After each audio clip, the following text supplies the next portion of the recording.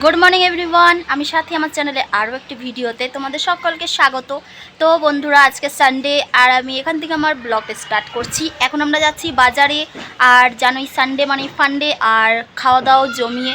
तो एखन देखो दुजना मिले जाচ্ছি बाजारे। तो चलो एकेबारे बाजार जाई और की बाजार करी सबटाई तोमादेरके शेयर करते पारले करब। तो चलो जाओ। ओ एखन एखाने এই যে কালকের যে ফল এনেছিলাম আমরা দিদির বাড়ি থেকে সেইগুলো এখন এখানে কাটছে। একটা অরেঞ্জটা কাটছে এখন আর কলাটাও তুমি খেয়ে নাও, আমি খাবো না। আর আমরা বাজার থেকে চলে এসেছি। আমি বাজার থেকে এসেই খাচ্ছি হচ্ছে এখানে চিয়া সিড ভিজিয়ে রেখেছিলাম একটু লেবু দিয়ে নুন দিয়ে। এখন এই ড্রিঙ্কটা আমি খেয়ে নেব। আর ও খেলো কই, তোমার শেষ? দেখাও দেখি। তো এই দেখো ও এনেছে, এই যে দোকানে আমরা গেছিলাম যখন তখন ও এটা নিয়ে এসছে। প্রচুর গরম আর বাজার থেকে বাড়ি আসতে আসতে প্রচণ্ড শরীর খারাপ হয়ে যায়, তাই না বলো? तो নুন দিয়ে খাই নাও মাখিয়ে, কিন্তু খাও কি এই তো কাপড়টা দাও।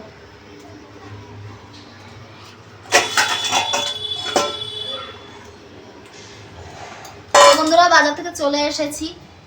বাজারে কোনো কিছুই ভিডিও করা হয়নি কারণ আমরা তাড়াতাড়ি করছিলাম অ্যাকচুয়ালি। তো কী কী এনেছি দেখো, ধনেপাতা এনেছি, সজনা ডাঁটা এনেছি 10 টাকার 3টে, মাছ এনেছি অনেক বড় মাছ এনেছি আজকে কারণ ও মাছের ডিম খাবে ওই জন্য। এই যে মাছের ডিম আমি 75 টাকার একটু বাটার এনেছি মাছের ডিম। আমি করব, তুমি করবে? হ্যাঁ। না তুমি পারবে না, বেকার জিনিস করতে যেও না।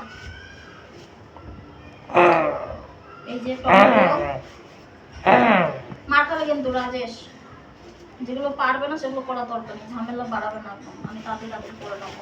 এখানে এই যে আছে কুমড়ো এনেছি আর একটু ওর কথা মতো একটু নিয়ে এলাম। এটা হচ্ছে কি বলে এটাকে বলো? ওলকচু। ওলকচু নিয়ে এলাম, ক্যাপসিকাম, পেঁয়াজ এনেছি, আরও আছে পেঁয়াজ ভিতরে, আলুও এনেছি, আরও আছে এই যে একটু গাজর এনেছি, কাঁচা লঙ্কা এনেছি। ব্যাস এই বাজার 175 টাকার বাজার হয়ে গেল। মাছ এনেছি হচ্ছে 150 টাকার মাছ আছে এখানে। ধনেপাতা দিয়েছে দেখো 5 টাকার, কিরকম কিরকম ধনেপাতা। ঠিক আছে চলো বন্ধুরা এখন টাটা, কারণ তাড়াতাড়ি রান্না করতে হবে।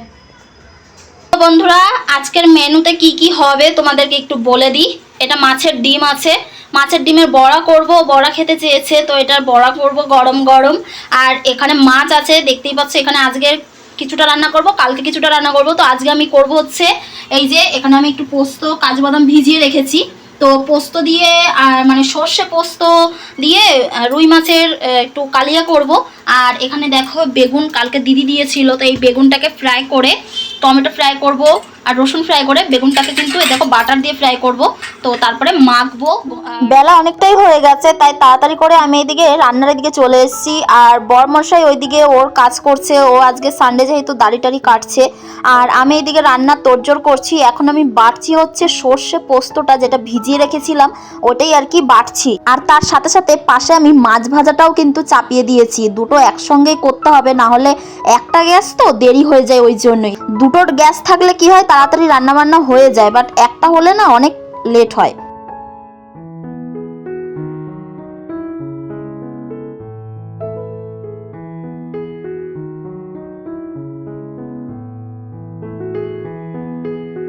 মাছটা ভাজা হয়ে গেছে আর আমি এখন মাছটাকে নামিয়ে দেব। তাই মানে পজিশনটা খুঁজে পাচ্ছিলাম যে কোন দিক দিয়ে নামাবো, কিভাবে নামাবো। কারণ দুই এক সময় না আমার মাছ ভাজতে গেলে কিন্তু ভেঙে যায়, কিন্তু আজকে দেখছি মাছটা একদমই ভাঙেনি। আর মানে রুই মাছটা অতটা ভাঙে না, কিন্তু কাতলা মাছটা আনলে না দেখি কাতলা মাছটা ভেঙে যায়, জানি না কেন। আমি তো অনেক মানে তাতে কড়াই তারপরে দিই, কিন্তু তারপরেও গিয়ে না ভেঙে যায়, বুঝতে পারি না ওই মাছটা। ওই জন্য আমি আর আনিই না, আমার ভালো লাগে না, রুই মাছটাই আমার টেস্ট লাগে বেশি। আর এই মাছের মাথাগুলো ভাজতে গিয়ে না মানে এতটা ভয় লাগে, কীরকম ফুটে আসে না, ওই জন্য আমার ভয়টা বেশি লাগে। আজকেও আমার সাথে সেটাই হয়েছে। কিন্তু আমি না এডিট করার সময় একটা জিনিস ভাবলাম, জানো তো, যখন আমি মাছের মাথাটা ভাজি তখন যদি ওই মাছের মাথার চোখটা যেটা থাকে ওটা যদি ফেলে দিই তাহলে কিন্তু আর ফাটে না, কিন্তু আমি সেটা করি না।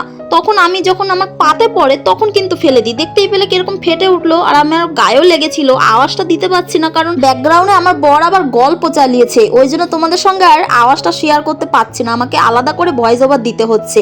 এইটা আবার বড় সমস্যা আমার দ্বারা, জানো তো। আমি যখন ভিডিও করি তখনই কথা বলতে বেশি ভালোবাসি, পরে যে আমি কি বলবো কি করবো আমি না বুঝতে পারি না।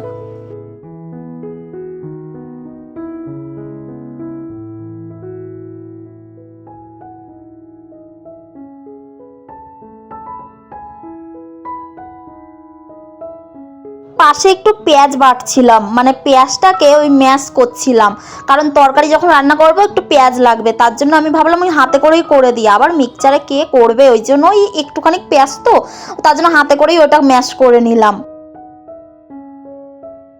তখন তো শুনলেই আমার বর বলল যে ও বানাবে আজকের মাছের ডিমের বড়া, বাট আমি বারণ করেছিলাম। আমি ভেবেছিলাম তাড়াতাড়ি হয়ে যাবে, কিন্তু আমার এদিকে অনেকটাই লেট হয়ে গেল। তার উপর আবার দেখো ওর গরম জল বসাতে হয়েছে আমার রান্না বাদ দিয়ে, কারণ ও স্নান করবে, গরম জল ছাড়া একদমই স্নান করতে পারে না। আমি এখানে মাছের ডিমটাকে মশলা মাখিয়ে রেখে দিচ্ছি যাতে ওর ইজি হয়, ও শুধু ফ্রাই করবে ব্যাস। আমাদের ওয়াশরুমে মানে গিজার নেই এখানে, ব্যাঙ্গালোরে যতগুলো মানে আমি রুম দেখেছিলাম সবকটা রুমেই কিন্তু গিজার ছিল।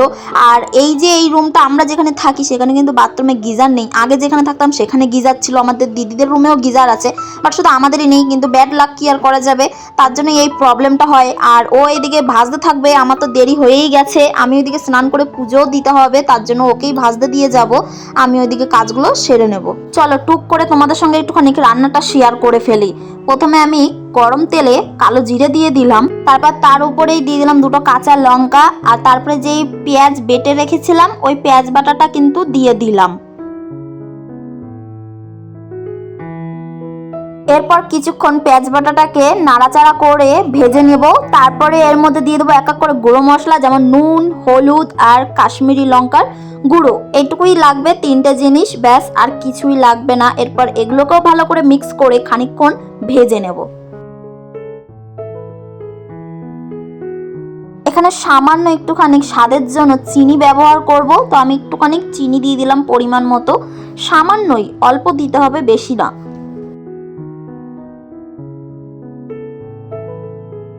মশলাটা কষে গেছে, এরপর আমি দিয়ে দেব যে সর্ষে পোস্তটা বেটে রেখেছিলাম সেই পোস্ত বাটাটা দিয়ে দেব এর মধ্যে, ভালো করে কাচিয়ে দিয়ে দেব। আর যেটুকু লেগে থাকবে সেইটুকু আবার জল দিয়ে বুলিয়ে কিন্তু দিয়ে দেব, একটুকু ওয়েস্ট করলে কিন্তু একদমই চলবে না।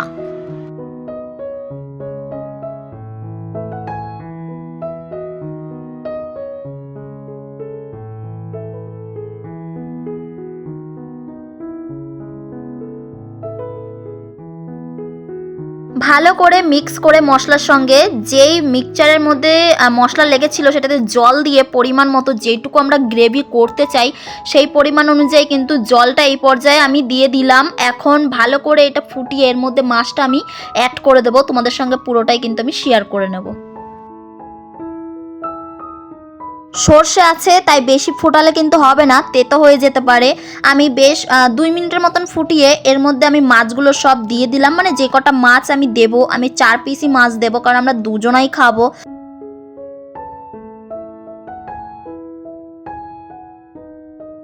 দেখো তো সিম্পল সর্ষে পোস্ত দিয়ে রুই মাছের কারিটা কীরকম দেখতে লাগছে।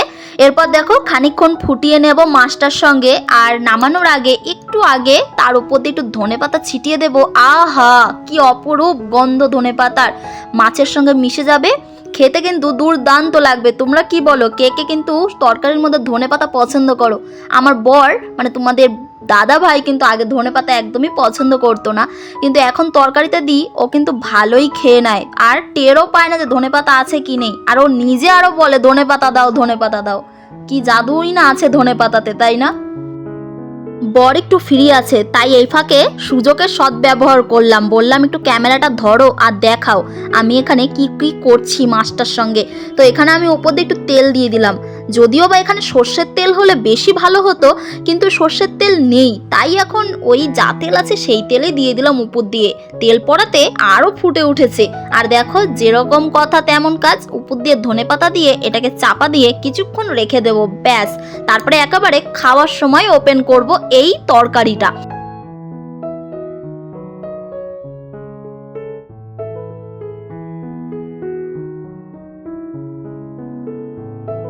তরকারিটা নামিয়ে দিয়ে তাড়াতাড়ি করে বেগুন কেটে বেগুনটাকে বসিয়ে দিলাম ভাজা করতে। বলেছি না আজকে একটু বেগুনটাকে ভেজে একটু অন্য স্টাইলে ভর্তা বানাবো, তোমাদের সঙ্গে পুরোটাই শেয়ার করব। এখানে বাটারের মধ্যে টমেটো কেটে ভেজে নিচ্ছি, শুধু টমেটো নয় রসুনও ভাজবো আর কাঁচা লঙ্কাও। তারপর কাঁচা লঙ্কা ভেজে যা দৃশ্য, আমরা ঘরেই থাকতে পারছিলাম না, পুরো কাঁচা লঙ্কার গন্ধে ঘর ময়ময় হয়ে গেছিল। এখানে আমি দেখো সবকিছু দিয়ে ভালো করে মেখে নিচ্ছি আর হাতেই মাখছি, অন্য কিছুতে মাখলে কিন্তু হবে না। এরপর আমি এর মধ্যে ধনেপাতা দিয়ে দেবো আর পরিমাণ মতো নুন দেবো, কাঁচা লঙ্কা তো দিয়েই দিয়েছি। ভালো করে এটাকে মেখে নেব সুন্দর করে, তারপর তোমাদেরকে লাস্টে দেখাচ্ছি যে কিরকম হয়েছে, ঠিক আছে? তো দেখো এখানে এই যে বেগুন ভর্তা হয়ে গেছে। তো এইভাবে কারা কারা বেগুন ভর্তা খাও জানিও, আর যারা এখন অবধি খাওনি তারা অবশ্যই কিন্তু খেয়ে দেখো, খুবই টেস্টি হয়। তো চলো বেগুন ভর্তাটা রেখে দিই। দেখো আমার তো দেখেই কেমন জিভে জল চলে আসছে, এখানে রাখি। আর এখানে হচ্ছে মাছের ডিমের বড়া, যেটা আমার বর করছে, ও মাছের ডিমের বড়াটা বানাচ্ছে। আমি তখন একটু স্নান করে পুজো টুজোটা দিয়ে দিই, কারণ বেলা তো অনেকটা হয়ে গেছে। ও এখন ওখানে ওই যে কি করছে ভগবানই জানে, বড়া এখানে রেখে।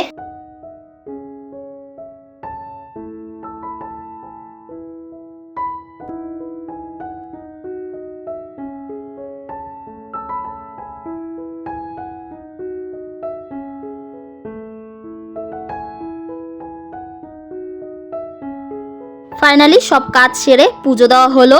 আর এদিকে এসে দেখছি বাবা পুরো প্ল্যাটফর্ম পরিষ্কার করে দিয়েছে, কত সুন্দর করে দেখো বড়া ভেজে টিস্যু পেপারের ওপর রেখেছে, মানে কোথাও তেল তেল হয়নি। আর কতগুলো ভেজেছে দেখো, অবশ্য পরিমাণটা অনেকটা বেশি ছিল বড়ার।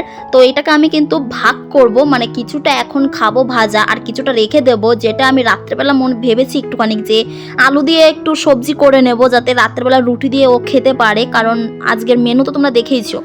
সো এইটা এখন আমরা খাবো 5টা করে এক একজনার, কারণ অনেকগুলো বড়া হয়েছে আর কি, কারণ অনেকটাই বেশ খানিকটা ডিম ছিল মাছের। আর এখানেও আমি এক বাটি রেখে দিয়েছি, এই এক বাটি বড়ার তরকারি করব রাত্রের দিকে, সামান্য অল্প একটু আলু দিয়ে তরকারি করব, রাতের খাওয়া হয়ে যাবে। এখন আর সময় নেই বলে আর করলাম না। তো চলো এখন আমরা লাঞ্চটা করে নেব, কারণ এখন বাজে হচ্ছে 2:30। তো বন্ধুরা এই যে খাবার বেড়ে দিয়েছি, আজকের লাঞ্চ বেগুন ভর্তা, বেগুন ভাজা, মাছের ডিমের বড়া, আর এখানে আছে হচ্ছে এই যে পোস্ত দিয়ে সর্ষে দিয়ে মাছের ঝাল, রুই মাছের ঝাল। তো চলো আমরা এখন লাঞ্চ করে নিই দুজনা, আর ওখানে মুভি চালানোর জন্য অপেক্ষা করছে একজন, তাই তো? চলো টাটা সবাইকে এখন।